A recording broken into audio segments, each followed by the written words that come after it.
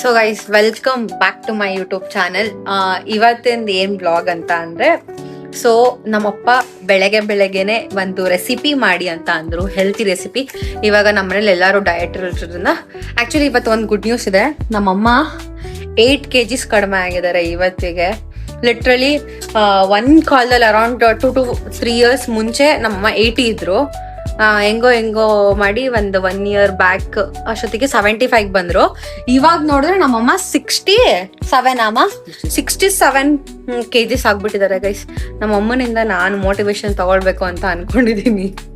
ಅದಕ್ಕೋಸ್ಕರ ಇವತ್ತೊಂದು healthy breakfast ಮಾಡೋಣ ಅಂತ ಅನ್ಕೊಂಡಿದೀವಿ.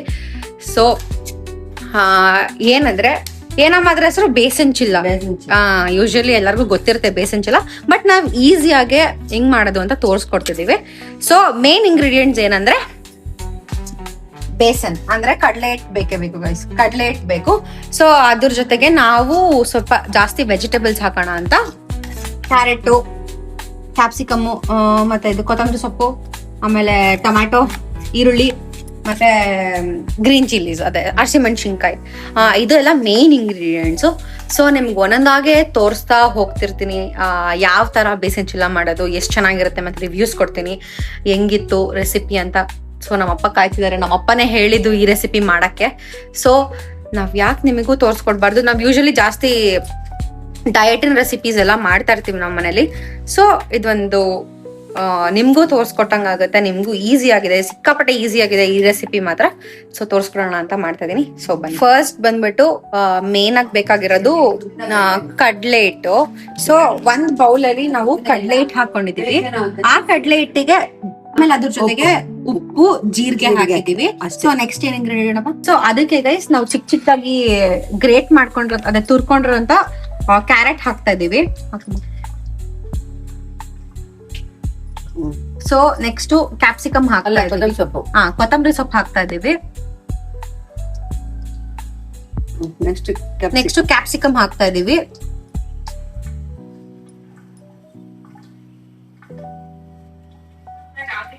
ನೆಕ್ಸ್ಟ್ ನಾವು ಟೊಮ್ಯಾಟೊ ಹಾಕ್ತಿದೀವಿ. ಎಲ್ಲಾ ಚಿಕ್ಕದಾಗಿ ಕಟ್ ಮಾಡ್ಕೊಂಡಿರ್ಬೇಕು, ಇಲ್ಲ ಅಂದ್ರೆ ಕಲ್ಸೋದಕ್ಕಾಗಲ್ಲ, ಆಮೇಲೆ ದೋಸೆ ತರ ಹಾಕೋದಕ್ಕಾಗಲ್ಲ. ಸೊ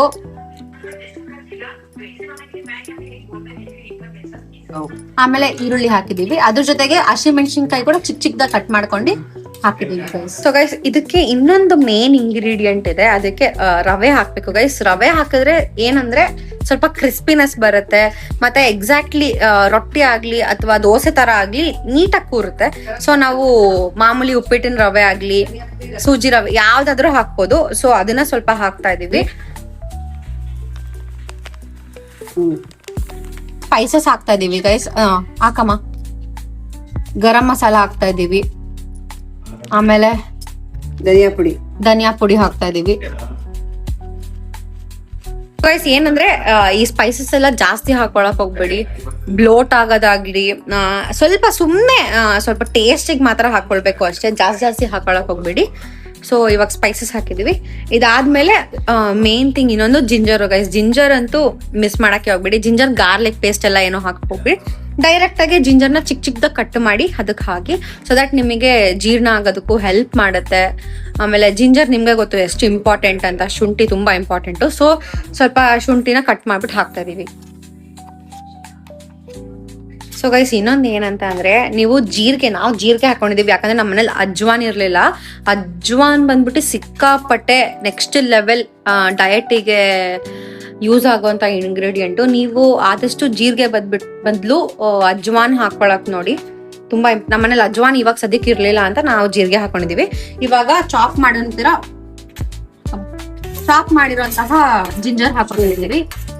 ಶುಂಠಿ ಹಾಕೊಂತ ಇದೀವಿ. ಸ್ವಲ್ಪ ಉಪ್ಪು ಹಾಕಿದ್ವಿ. ನೋಡ್ತೀವಿ ಕಂಪ್ಲೀಟ್ ಆಗಿ ಇವಾಗ ನೀರಲ್ಲೇ ಗೈಸ್, ಬೇರೆ ಏನ್ತ್ರಲ್ಲೂ ಕಲ್ಸಕ್ ಹೋಗ್ಬೇಡಿ. ನೀರಲ್ಲಿ ನೀಟಾಗೆ ಬ್ಯಾಟರ್ ನಾನು ತೋರಿಸ್ತೀನಿ, ಅದು ಯಾವ ತರ ಕನ್ಸಿಸ್ಟೆನ್ಸಿ ಬರ್ಬೇಕು ಅಂತ. ಸೊ ಅದನ್ನ ಕಲ್ಸ್ಬಿಟ್ಟು ತೋರಿಸ್ತೀನಿ. ಇವಾಗ ಸ್ವಲ್ಪ ಸದ್ಯಕ್ಕೆ ಈ ತರ ಫಸ್ಟ್ ಎಲ್ಲ ಮಿಕ್ಸ್ ಮಾಡ್ಕೊಳ್ಳಿ ನೀವು.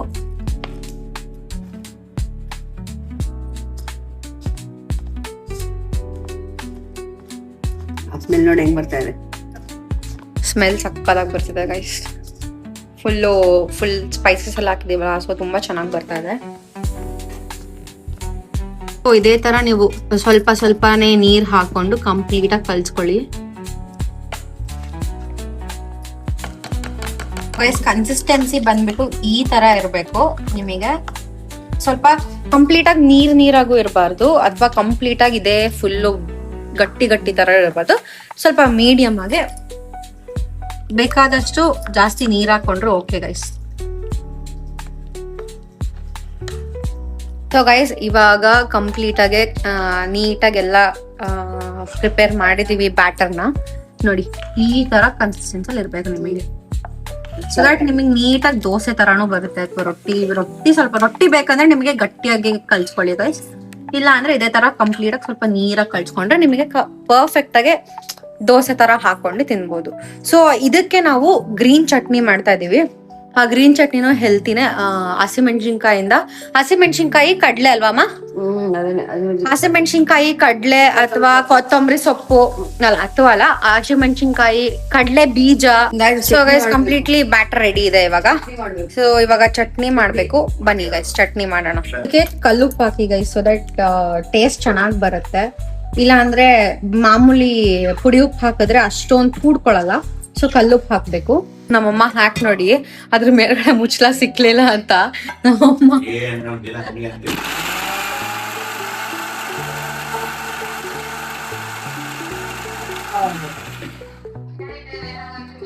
ನಮ್ಮಮ್ಮ ತಟ್ಟೆ ಇಟ್ಕೊಂಡೇ ಮಾಡ್ತಾ ಇದಾರೆ. ಸೊ ಈ ತರ ಬಂದಿದೆ. ಸಾಕಮ್ಮ ನೀರ್ ಜಾಸ್ತಿ ಹಾಕ್ಬೇಡ. ಸೊ ಈ ತರ ಕನ್ಸಿಸ್ಟೆನ್ಸಿ ಬರ್ಬೇಕು. ಸೊ ದಟ್ ಅವಾಗ ನಂಚ್ಕೊಂಡ್ ತಿನ್ನಕ್ ತುಂಬಾ ಚೆನ್ನಾಗಿರುತ್ತೆ ಗೈಸ್. ಸಖತ್ತಾಗಿರುತ್ತೆ ಈ ತರ. ಸ್ಟೆಪ್ ಬಂದ್ಬಿಟ್ಟು ಈ ನಾನ್ ಸ್ಟಿಕ್ ಪ್ಯಾನ್ ತಗೊಂಡಿದ್ದೀವಿ ನಾವು. ನಾನ್ ಸ್ಟಿಕ್ ಪ್ಯಾನ್ ಹಾಕೊಂಡು ಸೆಕೆಂಡ್ ಸ್ಟೆಪ್ ಬಂದ್ಬಿಟ್ಟು ಹಚ್ಬೇಕು, ಗ್ಯಾಸ್ ಹಚ್ಬೇಕು. ಆಮೇಲೆ ಇದನ್ನ ತಗೊಂಡು ಅದಕ್ಕೆ ಹಾಕಿ ಎಣ್ಣೆ ಜಾಸ್ತಿ ಯೂಸ್ ಮಾಡ್ಬಿಡಿ, ಸ್ವಲ್ಪ ಯೂಸ್ ಮಾಡ್ಲೇಬೇಕು. ಅದ್ರ ಬದಲು ನೀವು ಗೀ ಹಾಕೊಳ್ಳಿ. ಗೀ ಇಂದ ತುಂಬಾ ಒಳ್ಳೇದು, ಗುಡ್ ಫ್ಯಾಟ್ ಆಕ್ಚುಲಿ. ಅದೇ ಎಲ್ಲದನ್ನು ಸ್ವಲ್ಪ ತುಂಬಾ ಲಿಮಿಟ್ ಅಲ್ಲಿ ಮಾಡಿ ಗೈಸ್, ತುಂಬಾ ಸೊ ದಟ್ ನಿಮಗೆ ಕ್ಯಾಲರೀಸ್ ಜಾಸ್ತಿ ಆಗಲ್ಲ. ಸೊ ಇವಾಗ ನಾವು ಸ್ವಲ್ಪ ಎಣ್ಣೆ ಹಾಕೋತೀವಿ. ನಾನ್ ತುಪ್ಪ ಹಾಕೊಂತೀನಿ, ನಮ್ಮ ಅಪ್ಪ ಅಮ್ಮಂಗೆ ಎಣ್ಣೆ ಹಾಕ್ತಿವಿ. ಸ್ವಲ್ಪ ಕ್ರಿಸ್ಪಿನೆಸ್ ಆಗ್ಲಿ, ಸ್ವಲ್ಪ ಟೇಸ್ಟ್ ಬರೋದಕ್ಕೆ ಎಣ್ಣೆ ಬೇಕೇ ಬೇಕು. ಸೊ ತುಂಬಾ ಕಡಿಮೆ ನೋಡಿ ಗೈಸ್, ಇಷ್ಟೇ ಹಾಕೋದ್ ನಾವು, ತುಂಬಾ ಕಡಿಮೆ ಹಾಕ್ತಿವಿ. ಸೊ ಇವಾಗ ಅದಕ್ಕೆ ಈ ಬ್ಯಾಟರ್ ಎಲ್ಲದನ್ನು ಫಸ್ಟ್ ಸ್ವಲ್ಪ ಚಿಕ್ಕದಾಗಿ ಹಾಕ್ತಿವಿ. ಅದನ್ನ ತಿನ್ಬಾರ್ದಂತೆ. ಅದನ್ನ ಫಸ್ಟ್ ತಿಂದವ್ರು ಏನಾಗ್ತಾರಮ್ಮ? ಬುದ್ಧಿ ಮಂದ ಆಗುದಂತೆ. ಅವೆಲ್ಲ ಮುಂಚೆಯಿಂದನೂ ಬಂದಿರೋದು. ಸೊ ನಮ್ಮ ಅಮ್ಮನ ಅದನ್ನ ಪಾಲಿಸ್ತಾರೆ.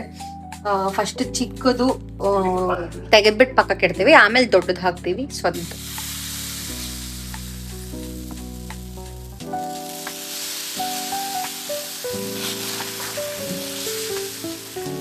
ಜಾಸ್ತಿ ಇದ್ ಮಾಡ್ಕೊಳಕ್ ಹೋಗ್ಬೇಡಿ, ಸೊ ದಟ್ ಅದು ಕಿತ್ತೋಗ್ಬಿಡುತ್ತೆ. ಸೊ ಚಿಕ್ಕದಾಗೇನೆ ಒಂದೊಂದಾಗೇನೆ ಮಾಡ್ಕೊಂಡು ಆಮೇಲೆ ನೋಡ್ಕೊಂಡು ತಿರ್ವಾಕಿದ್ವಿ. ಸೊ ದಟ್ ಅವಾಗ ಚೆನ್ನಾಗಿ ಬರುತ್ತೆ. ಇಷ್ಟೇ ಒಂದ್ ಈ ತರ ಮಾಡಿದೆ. ಸೊ ಕಂಪ್ಲೀಟ್ ಆಗೆಲ್ಲ ಆದ್ಮೇಲೆ ರಿವ್ಯೂಸ್ ನೋಡೋಣ ಬನ್ನಿ. ನಮ್ಮಪ್ಪ ಏನ್ ಹೇಳ್ತಾರೆ, ಚೆನ್ನಾಗಿದ್ಯಾ ಇಲ್ವಾ ನೋಡೋಣ. ಈ ತರ ತಿರ್ವಾಕಿದ್ರೆ ಈ ತರ ಬರುತ್ತೆ. ಸೊ ತುಂಬಾ ಚೆನ್ನಾಗಿರುತ್ತೆ. ನೋಡೋಣ ಬನ್ನಿ, ನಮ್ಮ ಅಪ್ಪನ್ ಕೇಳೋಣ ಬನ್ನಿ. ಬ್ಯೂಟಿಫುಲ್, ಚೆನ್ನಾಗಿದ್ಯಾವಪ್ಪ? ಡಿಫ್ರೆಂಟ್ ಆಗಿದೆ. ದಿನ ಅದೇ ಉಪ್ಪಿಟ್ಟು, ಅದೇ ದೋಸೆ, ಅದೇ ಚಿತ್ರಾನ್ನ ತಿನ್ನೋ ಬದಲು ಈ ತರ ಮಾಡ್ಕೊಂಡು ತಿನ್ನೋದು ಭಾರಿ ಒಳ್ಳೇದು. ಹೆಲ್ತಿ ಆಗೂ ಇರುತ್ತೆ ಗೈಸ್. ಸೊ ಈ ತರ ಬಂದಿದೆ. ನಾನು ಒಂದ್ಸರಿ ಟೇಸ್ಟ್ ಮಾಡ್ತೀನಿ, ನಿಮಗೆ ತಿಂದು ಹೇಳ್ತೀನಿ ಹಿಂಗ್ ಬಂದಿದೆ ಅಂತ.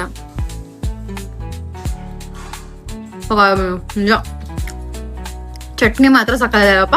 ಚಟ್ನಿನೂ ಫುಲ್ ಡಿಫ್ರೆಂಟ್ ಆಗಿದೆ, ಖಾರವಾಗಿದೆ. ಮತ್ತೆ ಒಂಥರ ಇದಕ್ಕೆ ಆಕ್ಚುಲಿ ಪುದೀನ ಹಾಕಿದ್ರೆ ಇನ್ನ ಸಕ್ಕತ್ತಾಗಿರ್ತಿತ್ತು. ನಮ್ಮನೆ ಪುದೀನ ಇರ್ಲಿಲ್ಲ ಇವಾಗ ಸದ್ಯಕ್ಕೆ. ಸೊ ಇದೆಲ್ಲ ನಾವು 10 ಮಿನಿಟ್ಸ್, ಆಲ್ಮೋಸ್ಟ್ 10 to 15 ಮಿನಿಟ್ಸ್ ಅಷ್ಟೇ ತಗೊಂಡಿದ್ದು. ತುಂಬಾ ಈಸಿ ರೆಸಿಪಿ, ನೀವು ಟ್ರೈ ಮಾಡಿ ಮನೆಯಲ್ಲಿ. ಸೊ ಬೇಗನೂ ಮಾಡ್ಬೋದು, ಹೆಲ್ತಿ ಆಗಿದೆ, ಒಳ್ಳೆ ರೆಸಿಪಿ. ಆಕ್ಚುಲಿ ತುಂಬಾ ಚೆನ್ನಾಗಿದೆ. ಶುಗರ್ ಅಂತೂ ತುಂಬಾನೇ ಒಳ್ಳೇದು. ಶುಗರ್ಗೆ ತುಂಬಾನೇ ಒಳ್ಳೇದು. ಶುಗರ್ನ ಸ್ಪೈಕೇ ಮಾಡಲ್ಲ, ವೆರಿ ಲೋ. ಈಗ ಹೆಂಗೆ ನೀವು ಇಡ್ಲಿ ತಿಂದ್ರೆ ಶುಗರ್ ಅರ್ಧ ಅಂದ್ರೆ 50% ಅಲ್ಲಿ ಸ್ಪೈಕ್ ಮಾಡುತ್ತೆ. ಇದು ಲಾಸ್ಟ್ ಅಂತಂದ್ರೆ ಒಂದು 10%, 5%, ಆ ಥರ ಶುಗರ್ಗಿದು. ಸೊ ಅದಕ್ಕೆ ಗೈಸ್ ನಿಮ್ಗೇನಾರ ಈ ರೆಸಿಪಿ ಇಷ್ಟ ಆಗಿದ್ರೆ ನಾನು ಡಿಸ್ಕ್ರಿಪ್ಷನ್ ಬಾಕ್ಸಲ್ಲೂ ಕಂಪ್ಲೀಟಾಗಿ ಸ್ಟೆಪ್ಸ್ ಎಲ್ಲ ಹಾಕಿರ್ತೀನಿ, ಅದನ್ನ ನೋಡ್ಕೊಂಡು ಕೂಡ ಮಾಡ್ಬೋದು. ನಿಮ್ಗೇನು ಅನಿಸ್ತು ಅಂತ ಕಮೆಂಟ್ ಮಾಡಿ. Thank you so much for watching. ಇದೇ ಥರ ರೆಸಿಪೀಸ್ ಬೇಕು ಅಂದರೆ ಕಮೆಂಟಲ್ಲಿ ರೆಸಿಪಿ ಅಂತ ಟೈಪ್ ಮಾಡಿ, ನಾನು ಯಾವಾಗಲೂ ಮಾಡ್ತಾ ಇರ್ತೀನಿ. ಸೊ ದಟ್ ನಾವು ಜಾಸ್ತಿ ಹೆಲ್ತಿ ರೆಸಿಪೀಸು ಮಾಡ್ತೀವಿ. ಆಮೇಲೆ ಹೆಲ್ತಿ ಅಂತಾನೆ ಅಲ್ಲ, ಇವಾಗ ಎಷ್ಟೊಂದು ಸರಿ ಬೇರೆ ಬೇರೆ ಥರನೂ ಮಾಡ್ತಾ ಇರ್ತೀವಿ. ಸೊ ಅದನ್ನು ಆಲ್ಮೋಸ್ಟ್ ಎಲ್ಲ ತೋರಿಸ್ಕೊಡೋಕೆ ಟ್ರೈ ಮಾಡ್ತೀನಿ. And thank you so much for watching. ಇಷ್ಟ ಆಗಿದ್ರೆ ಲೈಕ್ ಮಾಡಿ, ಶೇರ್ ಮಾಡಿ ಆ್ಯಂಡ್ ಕಮೆಂಟ್ ಮಾಡಿ. ದಯವಿಟ್ಟು ಸಬ್ಸ್ಕ್ರೈಬ್ ಮಾಡಿ ನನ್ನ ಸಪೋರ್ಟ್ ಮಾಡಿ. Thank you so much for watching.